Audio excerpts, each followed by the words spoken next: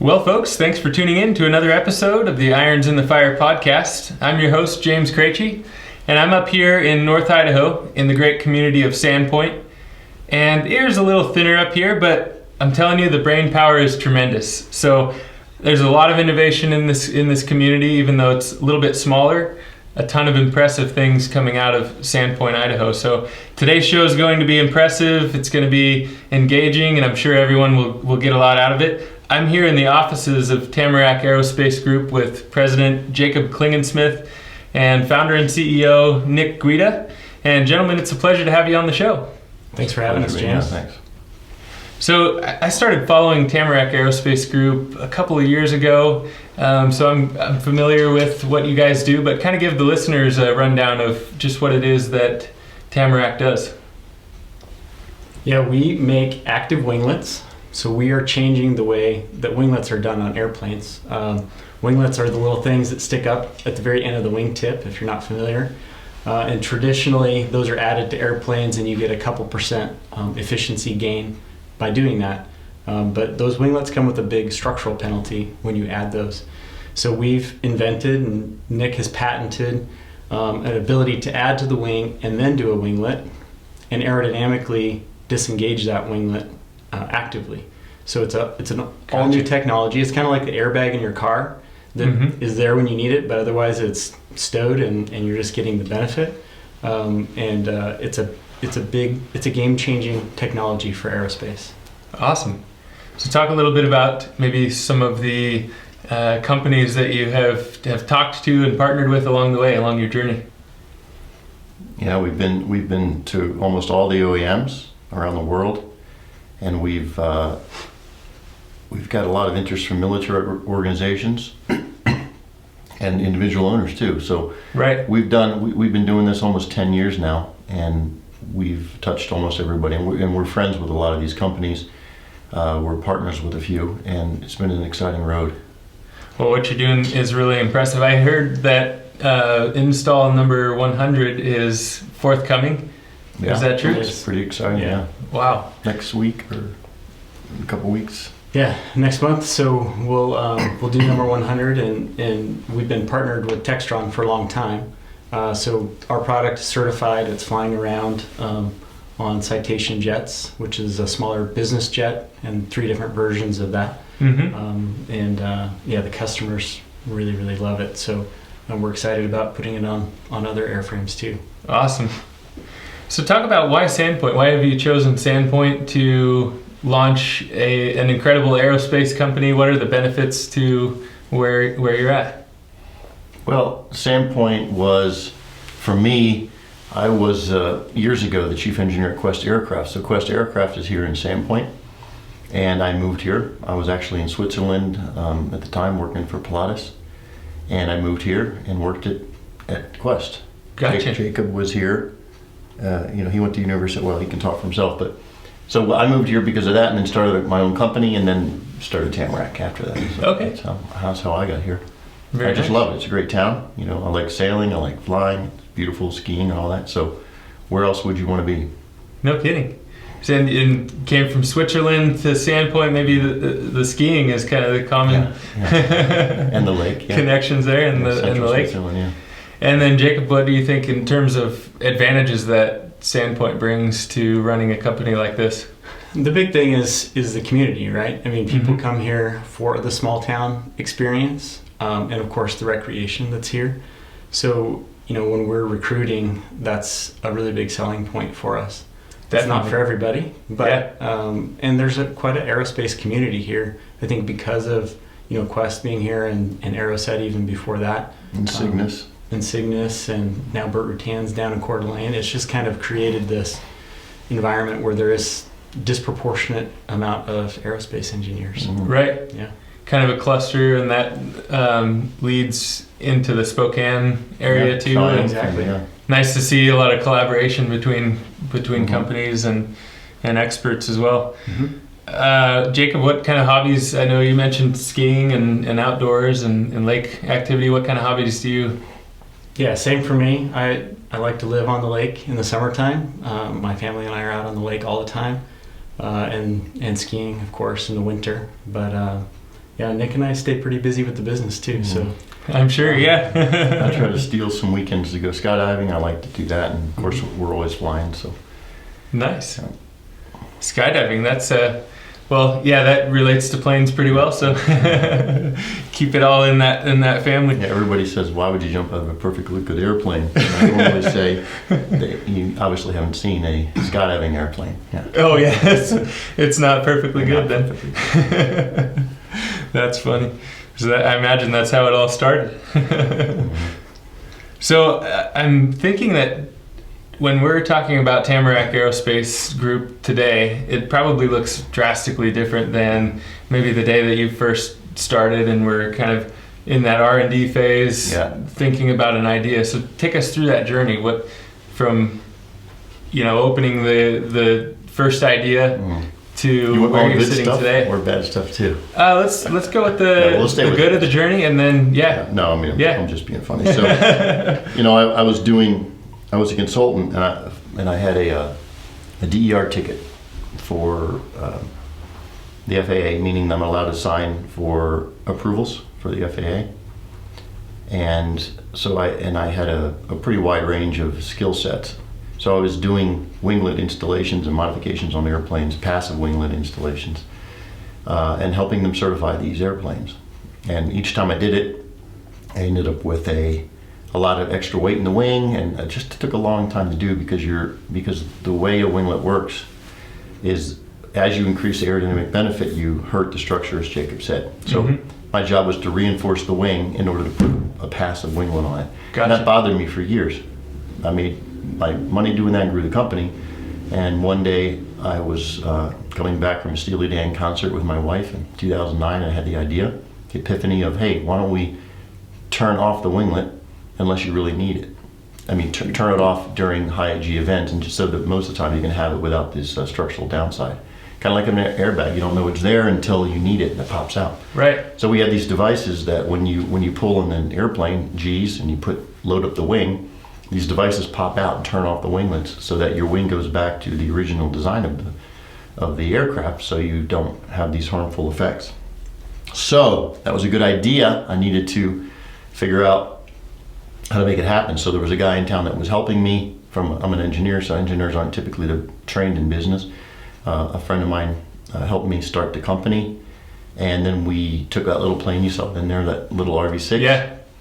We put winglets on that plane. It was heavy duty R&D at the time. It was me. And, engineers gone wild. Yeah. Yeah. It was just a fun time. So back then, it was just butts and elbows and just climbing around and making stuff happen and doing fiberglass and instrumentation and electrical stuff. Yeah, we were just full on, just fun. It's really intoxicating to work in a place like that with really competent people, and you can get stuff done. It makes you realize, like now you're saying, what's the difference? Well, this place is like a morgue as compared to it was 10 years ago, right? Now we have to wear this stupid thing. But yeah, back then it was just so much fun. And I mean, we still have fun now, because now the growth in invention and development is based on growing the company, because the patent's already been, the technology's been done. So we've proven that. Now we got to go put it on a lot of planes. So there's a next phase of excitement as we grow this company. Right. Yeah. But that's what will be the different. Now we're growing in a business way rather than trying to figure out if this thing really works. Right. And then once we decided it worked, then we raised money, and we back then, and we made it happen and started the certification process. And seeing the excitement in the customers. I think that's kind of where the fun part is for me right now, is when we have customers in the hangar getting their winglets installed. Of course, they're excited because it's a new thing for them. But also the reports that come back, they just are really, really excited about the benefit, and just, having the new toy and something they can pencil out business-wise, but also it's a new toy for them. They're smart guys usually. They get to paint their paint scheme, so they get to play with that. Like, these stripes like this, so they get into it. Yeah. But hearing someone say, I now fly for 4 hours, and I used to be able to only fly for 3 hours, and it's changed the way I do my business. That's so cool as compared to 10 years ago, wondering if the whole thing even worked. Right. So that's pretty cool. So there's different excitement for the startup world versus the business growth world. And Jacob, you came on when 2011 you said, and 2010. So 2010? right after Nick started Tamarack, I actually was hired to help with the consulting side. So at first we were doing engineering consulting work to fund the R&D, and we're actually doing that again now. But I was hired to help with that, so I started helping with that. And kind of as we added to the team, I started leading the team more, and so I've been the chief engineer for most of the time that I've been here. Right. But yeah, from the very beginning, from before we even had flown it. Yeah. So very nice. Very fun to see the process. And so from your perspective, what kinds of things are different in addition to what Nick mentioned? Like I said, the excitement of having the customers. Yeah. It was all theoretical for a long time. A very long time. We had to be very patient with that process. Not only with the customers, but with the certifying authorities. We were the first general aviation, low alleviation system ever certified. Really? Yeah. And so we were kind of educating in some ways, or cutting new ground at least, right, in the agency. And so that was really fun, but now we're kind of on this side of it, where we're helping the industry memorialize some of those things that were done, which is really exciting. Wow. But on the front end of that, it was, it was starting at zero in a lot of ways. Yeah, so it's just like, every entrepreneur goes through that, right? It's the excitement, the scariness, the risk. And early on, you're mitigating risk. So you're finding out what the thing is going to kill you, and you try to fix that. And then you go to the next thing, and you go to the next thing. Just as typical. You talk to entrepreneurs all the time. It's a very standard deal. Exactly. So what does that process look like to get when you had the idea solidified, had the product, how long does it take to get certified? The initial model. Well, it's, as Jacob said, this was the first one, so that added some time when it was considered novel or something like that, if you want to say that, even though it wasn't. Load alleviation has been around since the 70s, so we didn't invent load alleviation, but we're bringing it to the smaller planes, and with that, it became a novel idea, right? We didn't invent winglets. Winglets have been around over 100 years. All the winglets you see flying around in these planes, not our planes, but these older planes, they're 100-year-old designs, and they're treated like they're new, and it's really not. There were planes flying in 1910 with winglets on it. Really? Yeah. And so we put the two together, and that's kind of what that's what we're known for, and being able to have them play on each other. But I'm on a different topic. So the point is, the certification process was relatively new to them, to the FAA, and so that took a while. But overall, the process took about 3.5 years. But it could have taken shorter. Now the process will take much less because we're dealing with a known quantity. But as we get into larger airplanes, like we're moving up the food chain, there's other things that come into play. Swept wings, for instance, higher speeds, flexible wings. Those things have to be another round of risk reduction and R&D. So it's exciting again, even on the engineering side.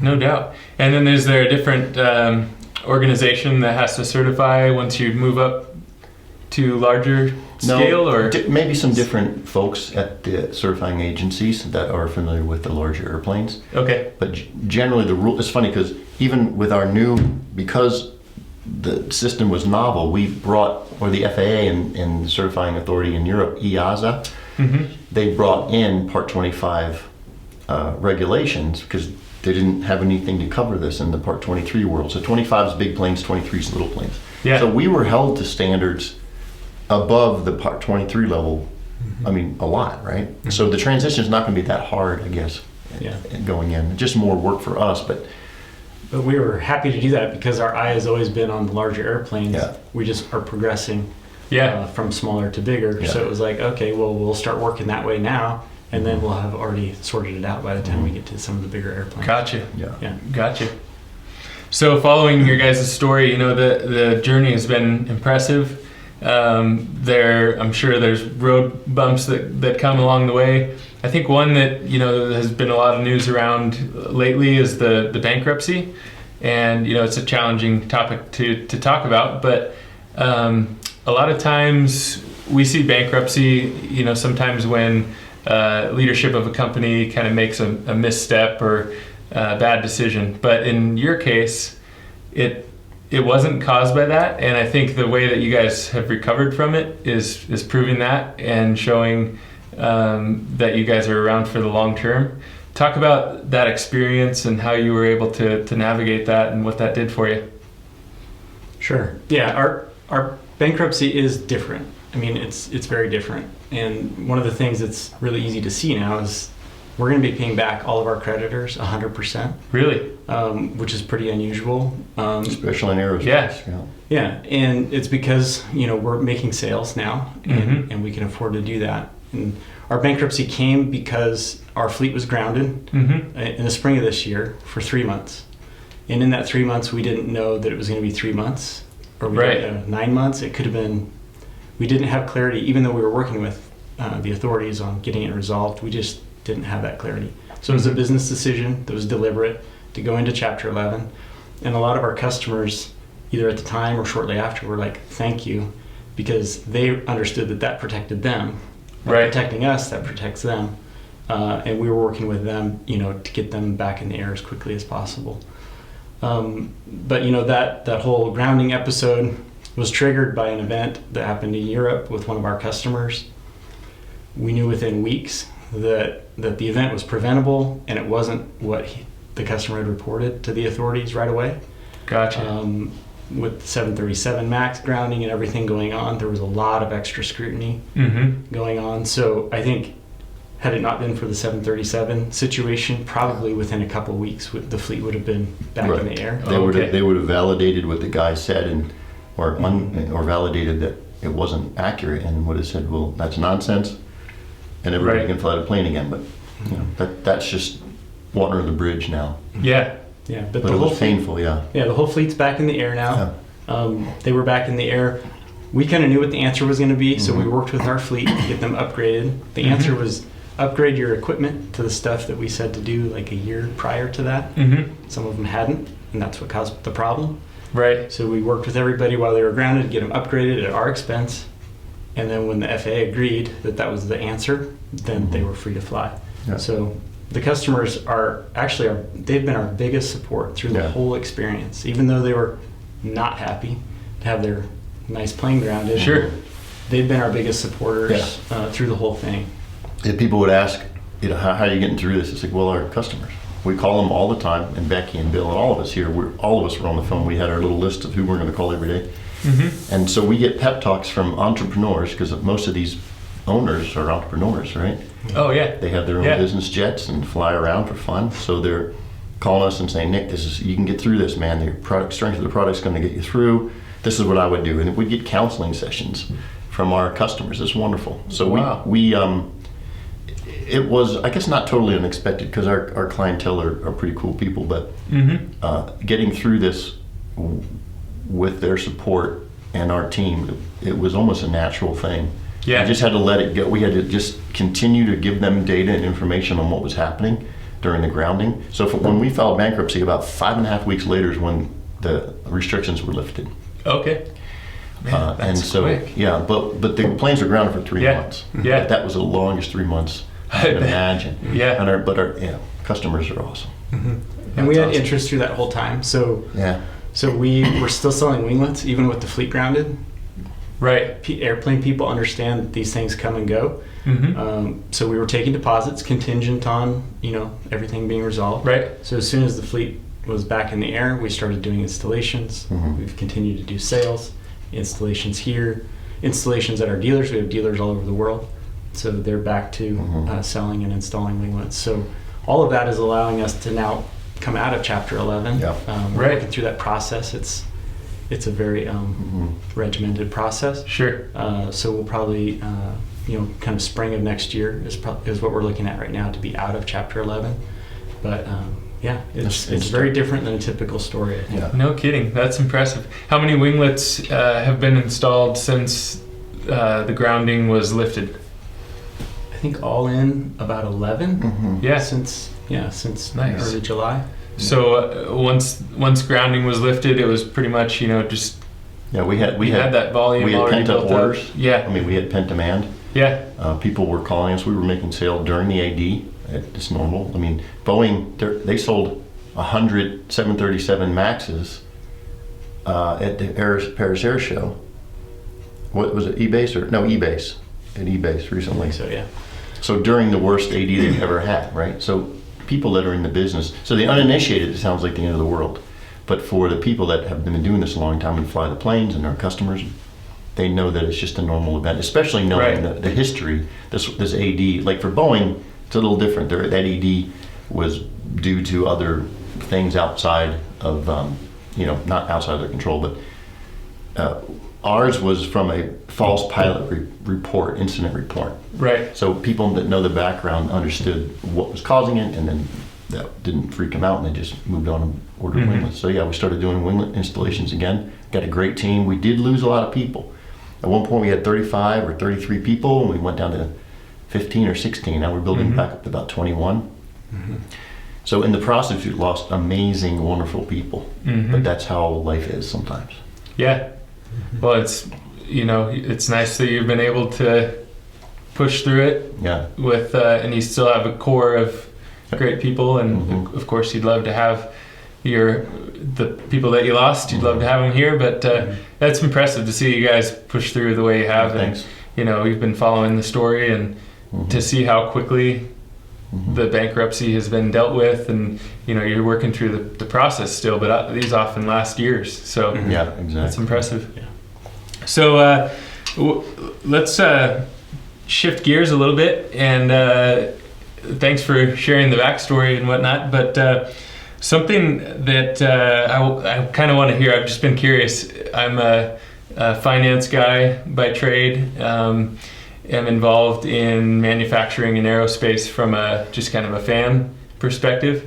But I'm curious, when you're in a conference room, like talking about some component of the winglet or a challenge with the winglet or a development, what that sounds like, because I kind of like hearing the energy of it and the jargon and all that. So I think what we're going to do in this portion of the show is, for those of you that are listening to just audio, make sure you tune in to the video as well. We're going to have a whiteboard here, and I think Nick's going to come up and kind of nerd out, geek out with some engineering and aerospace chatter. Yeah, sure, yeah. And Nick's going to do that. He's really good at it. I'm going to also plug, we made a whole video series, educational video series, 1 minute videos. It's called Tamarack Teaches. You can find it on YouTube.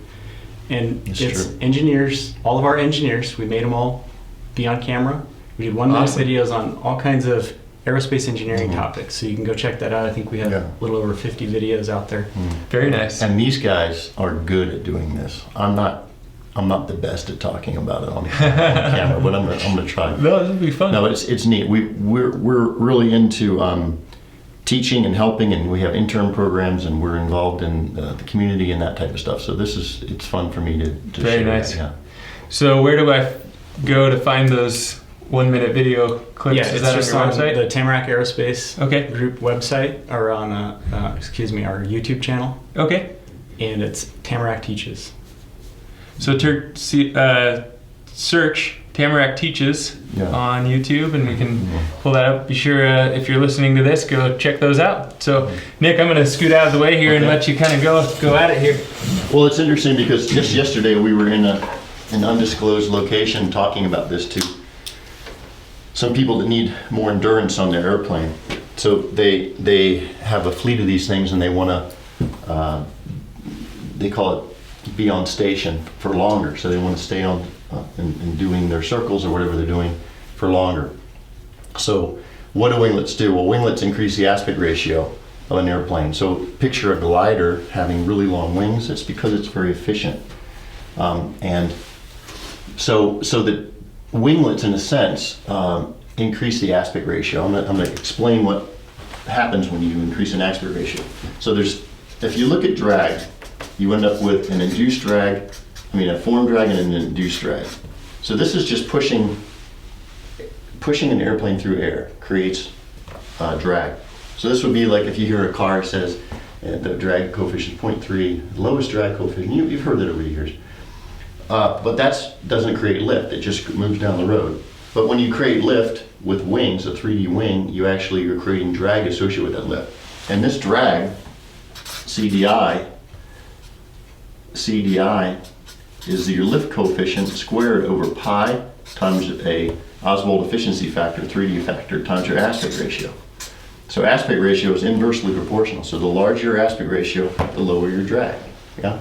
So these together, with a longer aspect ratio wing, your induced drag goes down. So if you were to look at some drag profiles, and so this is your drag coefficient, say, and this is your velocity. As you speed up, your induced drag is reduced, but your form drag goes up. You've heard people say, well, the drag is the square of the velocity, right? A function of the square of the velocity. Yeah?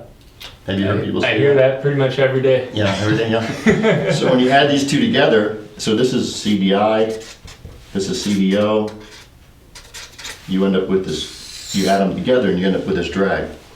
So at some point you have the lowest drag. And what happens if you reduce the induced drag at certain speeds, you actually can reduce this whole curve. So if this induced drag is lower, then you have this new curve down here, and you end up with a lower total amount of drag, which makes the airplane fly better. So lift coefficient. So lift is Q, which is the equivalent airspeed over 295 squared times S, the surface area, times your lift coefficient. So if you were to take CL, that's your total lift coefficient, which is now 295 times L over V squared S. So you end up with a certain amount of lift. So for instance, if you take off in an airplane and you're heavy and you're going slowly because you're just starting to take off, your lift coefficient may be around 1. So the higher lift coefficient, that square term, allows this to come way down. Typically, if you're doing endurance cruising, you're at high altitudes. And at high altitude, if your drag is half form drag and half induced drag, that's pretty much your ideal place to be in that range. So you optimize your CL to the 1.5 over CD, and that's your best range, that's your best endurance. That's a parameter, let's say an endurance parameter. So if you can optimize that, you're doing good. So what you would do is you would have this curve that shows a velocity and this parameter, CL to the 1.5 over CD. So, and it's going to look something like that. And if you have a baseline wing that looks like this, I mean, I just did this yesterday, so it's fresh in my mind. So with a particular airspeed, for baseline, this is the airplane without winglets, it may be here. But for our airplane with winglets, because of the induced drag is so much lower, at these lower speeds you have this incredible increase, 30% increase in this parameter, which can translate to somewhere around 30% range endurance, which you'll see from even our little CJ, the one that you saw in there. It's a 4-hour plane now. It used to be 3 hours, and then you're on the ground. You want to be on the ground at 3 hours. Because at higher altitudes, your true airspeed is high, but your equivalent airspeed goes down. So you can imagine that if this is lower, this is Q, when this goes down, this goes up. So the lower this is, the higher your CL, and that's where winglets really come into play.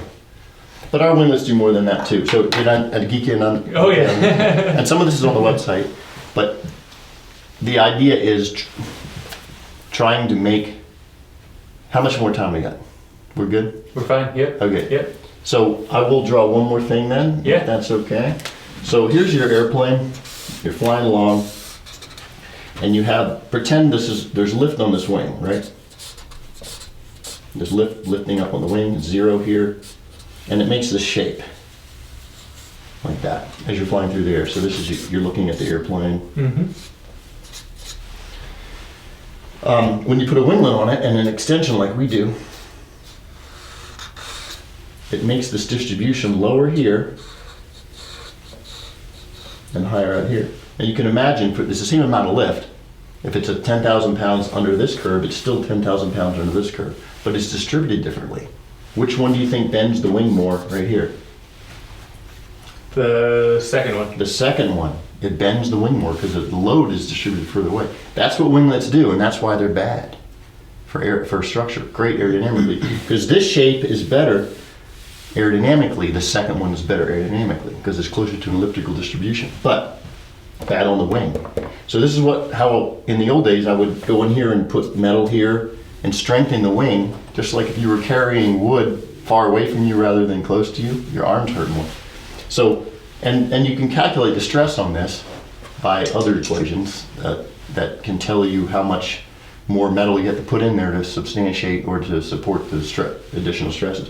But we have this little device, if you go to our website, you'll see it, that is like a little aileron that pops up. So during high G load, this is at 1 G, so let's take this at 1 G, everybody's happy, the winglets are doing their job, but as you go into higher Gs, like you hit a gust, it may be 5 Gs, 5 times the weight of the airplane during that gust.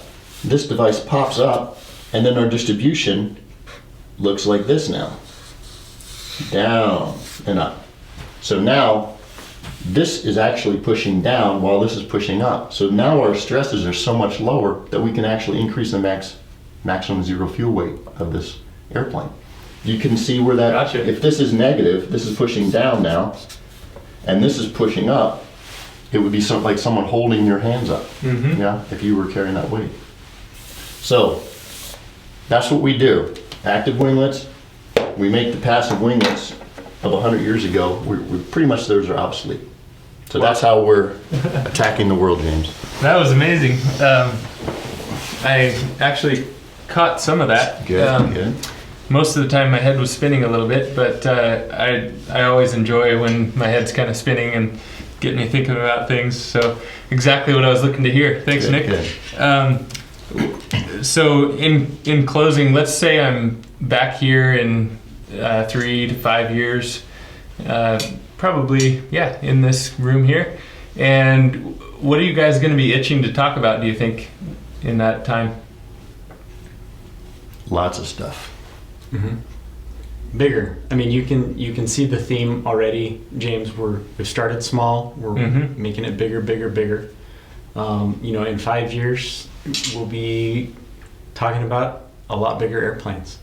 We'll be on bigger airplanes. We'll be on bigger airplanes, but we'll be talking about even bigger airplanes. Yeah, and we'll be on a lot of military platforms. Yeah, sure. Helping reduce fuel costs around the world, reducing emissions and how green we are. I mean, think of all Southwest Airlines, and all these airlines are putting winglets on to save 3%, 4%, and for the environmental aspects.